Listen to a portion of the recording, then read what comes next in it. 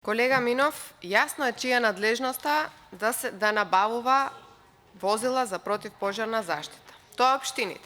Меѓутоа, видовме дека општините изминатите години не можат да набават возила за противпожарна заштита. Побитни им биле да си ги набават луксузните возила и токму поради тоа ја направив компарацијата. Побитно им било да си набават возила кои што ќе бидат луксузни, наместо да набават противпожарни возила. И токму поради тоа сега предлагаме државата да купи 20 противпожарни возила кои што ќе чинат само колку што неколку месеци, изминатите 2-3 месеци, оваа власт има потрошено за своји луксузни автомобили кои што ќе ги користат функционерите на СДСМ. Тоа беше поентата.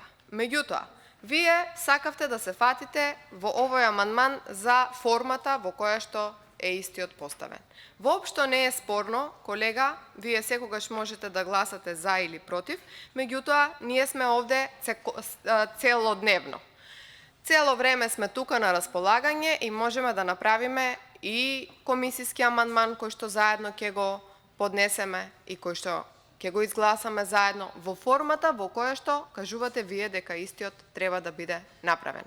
А од друга страна, во исто време деловникот на собранието дозволува амандманот да се видоизмени, да се поправи и истиот да се гласа. Јас не гледам што е спорно во овој амандман и зошто конкретно се фативте да дебатирате околу формата во која што е поставен.